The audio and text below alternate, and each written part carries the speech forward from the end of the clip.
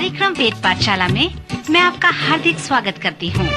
प्रिय श्रोता, परमेश्वर का वचन जीवित, पवित्र एवं सामर्थी है। आशा है कि आज के वचन से आपको आत्मिक लाभ होगा। तो लीजिए प्रस्तुत है ये संदेश। प्रिय श्रोता मित्र, आपको मेरा नमस्कार।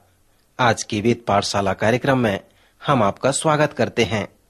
इन दिनों में हम लय व्यवस्था की पुस्तक से याजकों के कार्य और उन्हें दिए गए निर्देशों के ऊपर अध्ययन कर रहे हैं।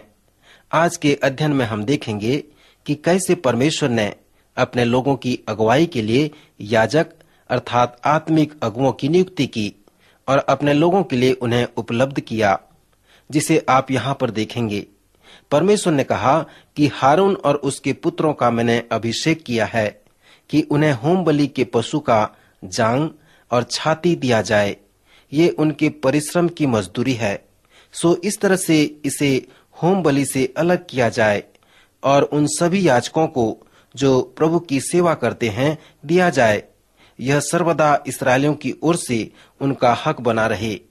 मैं सोचता हूँ यही वो मूल आधार है जो पवित्र शास्त्र के प्रारंभ में ही रखा गया है, जिसे हम याजकों को अदा किया हुआ उनका वेतन कहते हैं।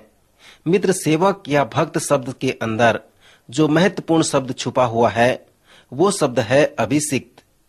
वे याजक लोग अभिषिक्त पुरुष होते थे। उनमें होकर पवित्र आत्मा अपना अद्भुत कार्य हमारे जीवन में करता है। परंतु जब हम प्रेरितों के काम नामक पुस्तक में आते हैं, वहाँ पर पवित्र आत्मा के कार्य को हम महान और अद्भुत रूप से होते हुए देखते हैं। यहाँ पर सबों के लिए परमेश्वर का महान अनुग्रह बना हुआ था और वचन में इस प्रकार से बताया गया है कि जब पवित्र आत्मा आएगा तब तुम सामर्थ पाओगे। अर्थात मित्र, पवित्र आत्मा का अभिषेक आपके ऊपर यही है जो सेवकाई के साथ हमेशा जुड़ा रहता है, क्योंकि जब तक पवित्र आत्मा आप में नहीं आएगा आप सेवकाई नहीं कर सकते। पवित्र आत्मा आप में कार्य कर रहा है। इसका प्रमाण यह है कि आप में आत्मा का फल प्रेम, आनंद, मेल, धीरज और वो सभी आत्मा के 9 फल आप में होने चाहिए। परंतु पवित्र आत्मा आप में होकर कार्य कर रहा है, वह कहलाता है पवित्र आत्मा का वरदान। नए नियम में लगभग 21 आत्मा के वरदान बताए गए हैं। पवित्र आत्मा हमारे मध्य में भी कार्य करता है। वचन कहता है, जहाँ 2 या 3 मेरे नाम से उपस्थित रहते हैं, वहाँ मैं भी उनके बीच में होता हूँ। पवित्र आत्मा के कार्य को विभिन्न अवस्थाओं में वर्णन किया गया है। पुराने नियम में याजक लोग इस बात का अनुभव करते थे कि आत्मा के अभिषेक का कार्य हम में छुपा हुआ है। यह केवल नए नियम का संकल्प नहीं है, परंतु यह पुराने व नए दोनों का है। बलिदान किए हुए पशु के लहू को याजकों के कान, हाथ और पैर के अंगूठों में लगा दिया जाता था, जो याजकों के लिए इस बात का प्रतीक था कि तुम पवित्र लोग हो और तुम्हें लोगों को पवित्रता की ओर अगुवाई करने की आवश्यकता है, क्योंकि तुम कोई साधारण लोग नहीं हो। तुम्हें बुलाया गया है और तुम्हारा अभिषेक किया गया है। तुम जो कुछ भी सुनते हो वो पवित्र आत्मा द्वारा अभिषेक किया हुआ है। तुम्हारे हाथों का इशारा और तुम अपने पैरों द्वारा जिस मार्ग पर चलते हो वो सब परमेश्वर द्वारा अभिषेक किया हुआ है। इस लय व्यवस्था की पुस्तक में हम और भी अच्छे उदाहरण को देख सकते हैं। जब मूसा ने व्यवस्था की पुस्तकों को लिखा तो उसने प्रभु यीशु मसीह के विषय में भी लिखा। नए नियम में जब प्रभु यीशु मसीह ने एक कोढ़ी को चंगा किया तो उसने कोढ़ी से कहा, जाकर अपने आप को याजक को दिखा। मित्र, यहाँ पर प्रभु यीशु ने क्यों ऐसा कहा? क्योंकि लय व्यवस्था की पुस्तक में आप इस प्रकार के आदेशों को प्राप्त कर सकते हैं। उस समय कोढ़ी लोग लोगों के लिए समस्या का कारण थे। ये कोढ़ की बीमारी को छूत की बीमारी मानते थे, इसलिए कोढ़ियों का जीवन बहुत ही दयनीय था। परंतु यदि कोढ़ी शुद्ध होकर चंगा हो जाता था तो पुराने नियम में यह इतना संभव नहीं था, किंतु यह संभव हो सकता था क्योंकि यह नामान कोढ़ी के साथ हुआ था। परमेश्वर चंगा करने वाला परमेश्वर है और पुराने नियम के समय में भी उसने चंगाई के कार्य को किया। यद्यपि इस चंगाई के कार्य को वह प्रभु यीशु मसीह के द्वारा करवाता है। परमेश्वर पिता ने मूसा के द्वारा ऐसा प्रबंध किया कि कोढ़ी लोग चंगाई को प्राप्त करें। जब तक कोढ़ी चंगा नहीं हो जाता था, तब यदि कोई व्यक्ति उसके पास में जाता था तो वह कोढ़ी अपवित्र अपवित्र कहकर चींकता रहता था और लोग यह सुनकर उसके पास से तुरंत भाग जाते थे। सो मित्र, कोढ़ियों के विषय में थोड़ा विचार करें कि कैसे वे अकेलेपन और दयनीय दशा की स्थिति में जीवन व्यतीत करते थे। परंतु जब कोढ़ी अपने कोढ़ से चंगाई प्राप्त कर लेता था, तो जब तक वह अपने आप को याजकों को न दिखा लेता था, तो वह अपना घर और किसी भी सामाजिक त्योहार में लोगों के साथ नहीं मिलता था। लय व्यवस्था के 14वें अध्याय में हम एक और समारोह के विषय में देखते हैं, जिसे याजक लोग संपन्न किया करते थे, जिसमें यह सूचित किया जाता था कि कोढ़ी शुद्ध हो गया है। तब वह कोढ़ी लोगों के बीच में मिला दिया जाता था। इस समारोह में जिन वस्तुओं की आवश्यकता थी, वो थी मिट्टी का पात्र, देवदारू की लकड़ी, लाल रंग का कपड़ा और शुद्ध एवं जीवित पक्षी। जब याजक को यह पूर्ण निश्चय हो जाता था कि कोढ़ी शुद्ध हो गया है, तब वह यह आज्ञा देता था कि 2 शुद्ध व जीवित पक्षी लाया जाए और एक पक्षी को बहते हुए जल के ऊपर मिट्टी के पात्र में बलि किया जाए और पक्षी के लहू को बहते हुए जल के ऊपर डुबा दिया जाए और कोढ़ से शुद्ध ठहरने वाले व्यक्ति पर 7 बार छिड़क कर उसको शुद्ध ठहराए। मेरे मित्र, यह आपके लिए घृणास्पद हो सकता है, पर मैं सोचता हूँ कि परमेश्वर इस समारोह के द्वारा कुछ अच्छे चिन्ह हमें बताना चाहता है कि जब वह जीवित पक्षी को जो बहते हुए जल के ऊपर डुबा दिया गया है, उसे निकालकर कोढ़ से शुद्ध हुए व्यक्ति पर 7 बार छिड़कता है और उसे शुद्ध ठहराता है, तब उस जीवित पक्षी को मैदान में छोड़ दिया जाए। मित्र, इस चिन्ह का अर्थ आप क्या समझते हैं? प्रत्यक्ष रूप से लय व्यवस्था की पुस्तक का यह संकेत रूपकात्मक रूप से प्रभु यीशु मसीह के सुसमाचार का प्रतीक है। सर्वप्रथम यहाँ पर कोढ़ी पर लागू होने वाले अनेक प्रयोग हैं। पानी इस बात को प्रकट करता है कि कोढ़ी अपने कोढ़ से शुद्ध हो गया है। देवदारू की लकड़ी इस बात का प्रतीक था कि याजक लोग यह विश्वास करते थे कि उसके शरीर में अब फिर दोबारा कोढ़ नहीं प्रवेश करेगा।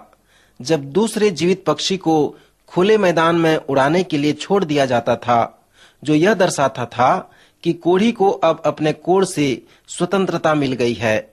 मित्र, कोढ़ियों के शुद्ध होने के विषय में हम यह सीखते हैं कि यहाँ पर प्रत्यक्ष रूप से प्रभु यीशु मसीह के सुसमाचार के विषय में वर्णन किया गया है।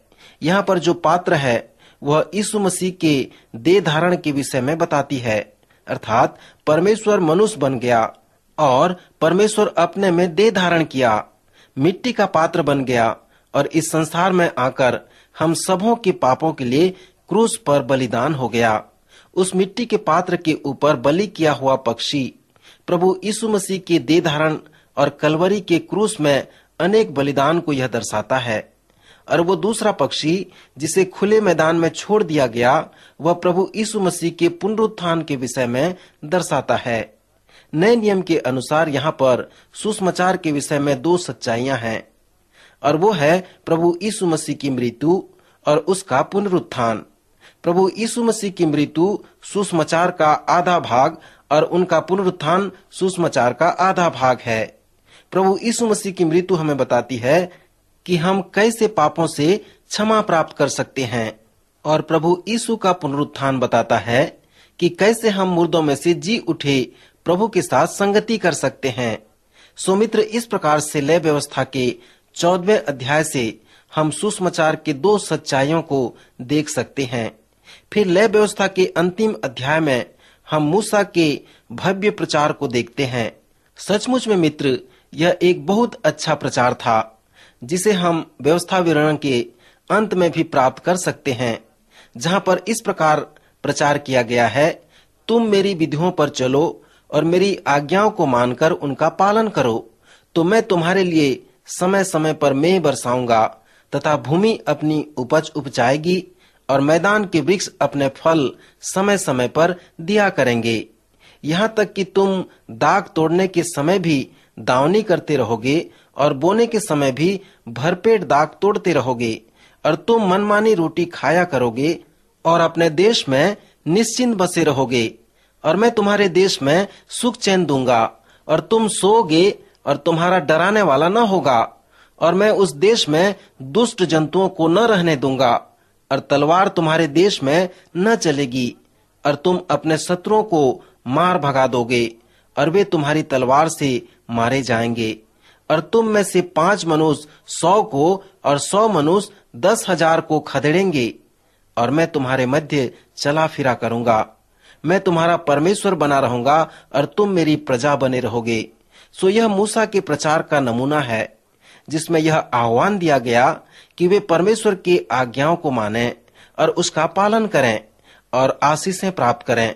उसके बाद फिर आप मूसा के विस्मयकारी प्रचार को भी देख सकते हैं, जिसमें उसने कहा, यदि तुम मेरी न सुनो और इन सब आज्ञाओं को न मानो और मेरी विधियों को निकम्मा जानोगे, मेरी वाचा को तोड़ोगे, तो मैं तुमको बेचैन करूंगा और क्षय रोग और ज्वर से पीड़ित करूंगा, और इनके कारण तुम्हारी आंखें धुंधली हो जाएंगी और तुम्हारा मन अति उदास होगा।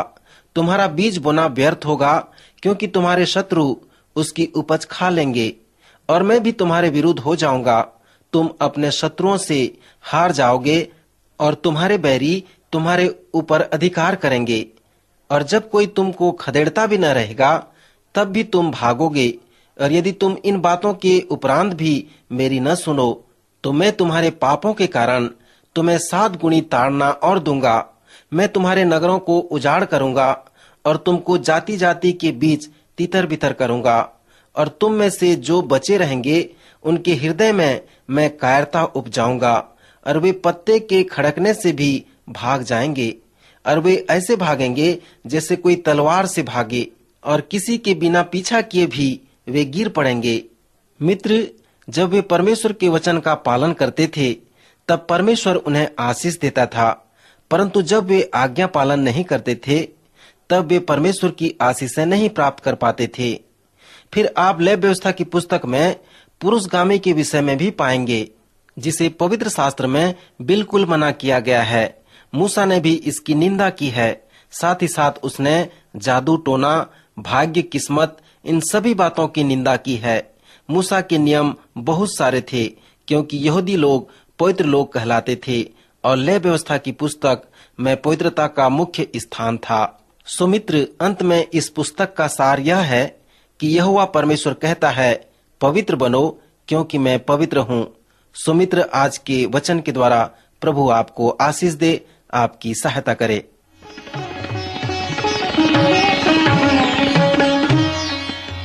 अभी आप सुन रहे थे कार्यक्रम वेद पाठशाला।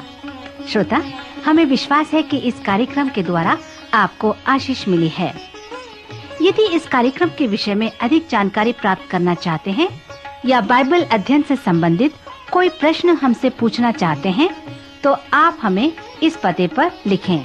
हमारा पता है कार्यक्रम Ved Pathshala, Vishwavani, post box number 731, Faridabad 7, Haryana.